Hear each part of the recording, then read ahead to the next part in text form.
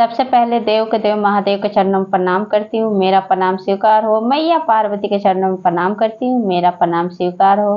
कार्तिक गणेश दोनों भैया के चरणों में प्रणाम करती हूँ, मेरा प्रणाम स्वीकार हो। सभी देवी दुर्गा के चरणों में प्रणाम करती हूँ, मेरा प्रणाम स्वीकार हो। आप सभी गुरु भाई बहन के चरणों में प्रणाम करती हूँ और महादेव से दया मांगती हूँ कि हे महादेव, जितने मेरे गुरु भाई बहन हैं सब पे दया कीजिए, पल पल दया कीजिए। आज जो मैं कथा आप लोग को सुनाने जा रही हूँ, और जितिया भगवान की जय हो। आज मैं आप लोग को जितिया का व्रत कथा सुनाने जा रही हूँ। और जितने भी मेरे गुरु बहना हैं जो जितिया का व्रत करने वाली हैं, 24 सितंबर को नहा खा है और 25 सितंबर को जितिया व्रत कथा है, जिस दिन हम लोग उपवास रखेंगे। तो कथा बहुत सुंदर है कि कैसे 2 बंदर बने राजकुमार। कथा बहुत सुंदर, शुरू से अंत तक सुनिएगा। कथा अच्छा लगे तो वीडियो को लाइक कीजिएगा। अगर मेरे चैनल पर आप लोग नए हैं तो चैनल को सब्सक्राइब कीजिए, घंटी के निशान को जरूर प्रेस कीजिए ताकि कोई भी कथा हम लोग डालें तो आपके पास आसानी से पहुंच जाए। दोस्तों में, रिश्तेदारों में शेयर कीजिए। कमेंट बॉक्स में हर हर महादेव जरूर लिखिए, क्योंकि भगवान का नाम बोलने से, लिखने से, सुनने से सारी कष्ट, सारी परेशानियां दूर होती हैं। तो चलिए ज़्यादा बात नहीं करते हुए कथा शुरू करती हूँ। गुरु बहना, आप लोग को तो पता ही है कि बच्चों के सलामती के लिए, बच्चों की लंबी आयु के लिए इस व्रत को किया जाता है। जितिया व्रत कथा जो हम आज मैं जो आप लोग को सुनाने जा रही हूँ कि संतान की लंबी आयु के लिए और संतान के हमेशा सब दुख तकलीफ से बचाने के लिए भगवान से, जितिया वाहन भगवान से हम प्रार्थना करते हैं कि हमारे सारे बच्चों को, जो भी गुरु बहना है हमारी जो इस व्रत को करेंगे, सबके बच्चों को सही सलामत रखिए, लंबी आयु दीजिए। मैं यही जितिया भगवान से प्रार्थना कर रही हूँ। और अब कथा शुरू करती हूँ। एक गांव में एक ब्राह्मण और ब्राह्मणी रहते थे। ब्राह्मण के 5 लड़कियाँ थीं और ब्राह्मण भिक्षा मांग के लाते थे। कितना भी वो भिक्षा मांगते थे, उनको 1.25 सेर ही भिक्षा मिलता था। और जो 1.25 सेर भिक्षा मिलता था तो 5 लड़कियां क्या करती थी, तो 1.25 सेर भिक्षा कर जो अनाज मिलता था बनाती थी और अपने पेट भर खा लेती थी और ब्राह्मण और ब्राह्मणी के लिए एक एक रोटी रख देती थी। इस तरह से समय बीत रहा था गुरु भाई बहन। अब एक दिन क्या हुआ कि ब्राह्मण फिर अगले दिन गए भिक्षा मांगने। अब भिक्षा मांग के लाए तो उस दिन भी उनको 1.25 सेर ही मिला। उनको पेट भर भोजन नहीं मिलता था। तब ब्राह्मण ब्राह्मणी से कहते हैं कि तुम ऐसा करना, जो 1.25 सेर अनाज में भिक्षा मांग के लाता हूँ तो आधा तुम बेटियों को देना, 5 को खाने के लिए, आधा हमारे लिए तुम रोटी बनाना, हमें देना खाने के लिए, क्योंकि हम लोग का पेट भर खाना नहीं मिलता है, सब हमारी 5 लड़कियां खा जाती हैं। ब्राह्मणी जैसे ब्राह्मण बताए उसी तरह से ब्राह्मणी की। अब क्या हुआ कि आधे जो अनाज मिला था, आधे अनाज का जब भोजन बनाई 5 लड़कियां मिलके, तो 5 लड़कियां खा ली और एक एक रोटी रख दी और साथ में जो भी सामान होता है सब अपने साथ ले लेके चली गई। जब आधी रात हुआ, जब ब्राह्मण बोले अपनी पत्नी से, ब्राह्मणी से कि तुम मेरे लिए रोटी बनाओ, तो ब्राह्मणी गई रसोई घर में तो क्या देखती है कि रसोई घर में भोजन पकाने का कोई सामान ही नहीं है, कोई सामग्री नहीं है। तब पूछती है ब्राह्मणी कि परात कहाँ है, तो बड़ी लड़की कहती है कि मेरे पास है। फिर कहती है कि चकला बेलन कहाँ है, तो तीसरी लड़की कहती है कि मेरे पास है। फिर पूछती है कि तावा कहाँ है, तो चौथी और 5वीं लड़की कहती है कि हमारे पास है। तो 5 लड़कियां फिर आ गई और जो आधा बचा था अनाज, फिर उसका भोजन पका के और भर पेट लड़की भोजन की 5, और उसका एक एक रोटी ब्राह्मण और ब्राह्मणी को मिल लिया। दोनों एक एक रोटी खा लिए, ब्राह्मण और ब्राह्मणी। फिर एक दिन क्या हुआ गुरु भाई बहन, क्या ब्राह्मण पूछते हैं अपनी 5 लड़की से, पहले पूछते हैं बड़ी लड़की से, अच्छा तुम बताओ कि तुम किसके भाग्य का खाती हो। तो बड़ी लड़की कहती है कि पिताजी हम आपके भाग्य का खाते हैं। फिर ब्राह्मण पूछते हैं छोटी लड़की से कि तुम बताओ तुम किसके भाग्य का खाती हो। फिर 2 नंबर लड़की बोलती है कि पिताजी हम आपके भाग्य का खाते हैं। फिर ब्राह्मण पूछते हैं तीसरी लड़की से कि तुम बताओ तुम किसके भाग्य का खाती हो।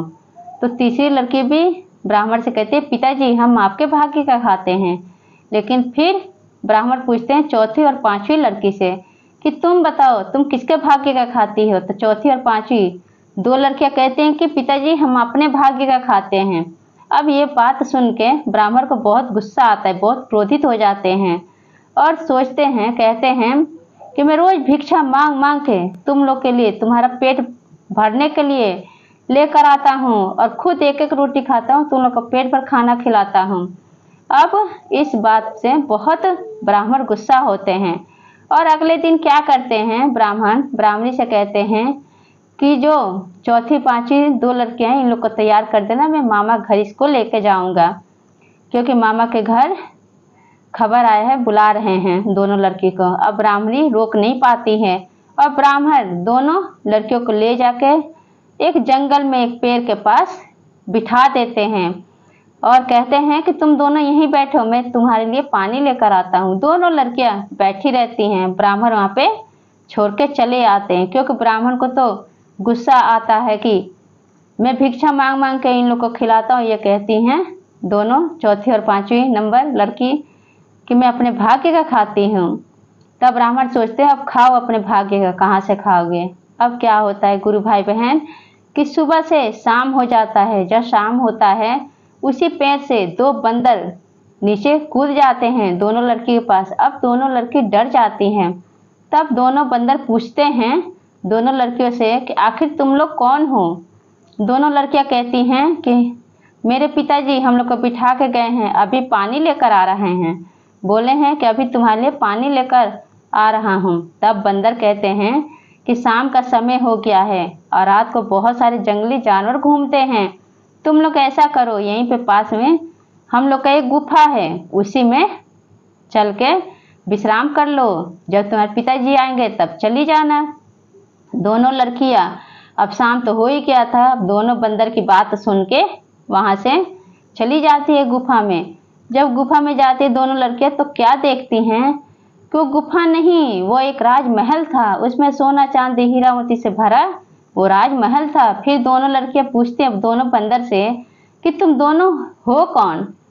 तब दोनों बंदर कहते हैं कि हमें पूर्व जन्म में एक साधु श्राप दिए थे कि तुम लोग बंदर बन के ही अपनी जिंदगी काटोगे। जो अगर कुंवारी लड़की अगर जितिया व्रत की होगी 12 वर्ष तक, अगर तुम दोनों की बंदर रूप में शादी हो जाएगा तो फिर से तुम राजकुमार बन जाओगे और राजपाट सब तुम्हें मिल जाएगा। तब क्या होता है गुरु भाई बहन कि अब दोनों लड़कियां ये सब बात सुन के दोनों बंदर से शादी करने के लिए तैयार हो जाती हैं और दोनों बंदर के साथ दोनों ब्राह्मण की लड़की शादी कर लेती हैं। अब शादी होते ही दोनों बंदर राजकुमार बन जाते हैं और राजकुमार राजकुमारी दोनों ठाट से अपना जिंदगी काटने लगते हैं।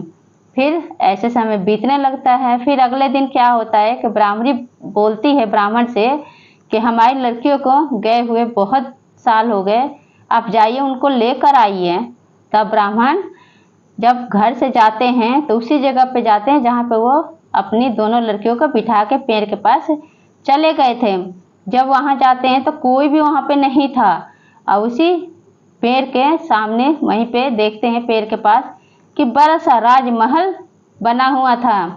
तब वहाँ पे सब लोगों से पूछते हैं कि यहाँ पे दो लड़कियों को यहाँ पे मैं छोड़ के गया था, वो लड़कियाँ है कहाँ। तब वहाँ के सब लोग कहते हैं कि ये देखिए यहाँ पे दो लड़कियाँ जो थीं जो जितिया व्रत की थी 12 वर्ष तक, तो जो दो राजकुमार बंदर बन गए थे साधु के श्राप से, आज वो राजकुमार बन गए हैं। ये देखिए उनका राजपाट भगवान जितिया वाहन के कृपा से उनको राजपाट मिल गया है और दोनों बंदर वो दोनों लड़कियों से शादी कर लिया और दोनों लड़कियां आज राजकुमारी बन गई हैं।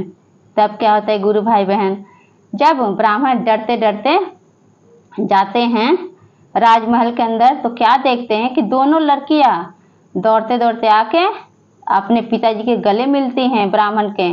अब ब्राह्मण को अपने गलती का बहुत एहसास होता है, वो हाथ जोड़ के अब माफ़ी मांगते हैं अपनी दोनों लड़कियों से कि तुम लोग सही बोल रही थी कि तुम लोग अपने भाग्य का खाती हो।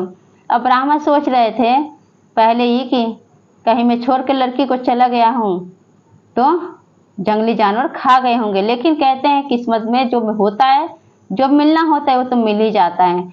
अब दोनों लड़कियों की किस्मत में राजकुमार का साथ लिखा था, इस वजह से गुरु भाई बहन अब ब्राह्मण को अपने गलती का पश्चाताप होता है और दोनों राजकुमार और अपनी दोनों लड़की दोनों राजकुमारी को अपने घर ले जाते हैं।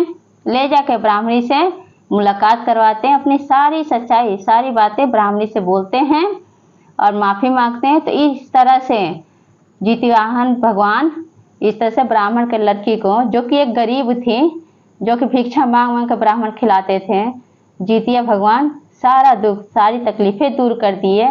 तो ये कथा आप लोग कैसा लगा कमेंट बॉक्स में ज़रूर बताइए और सब बोलिए हर हर महादेव, मैया पार्वती की जय और जितिया वाहन भगवान की जय।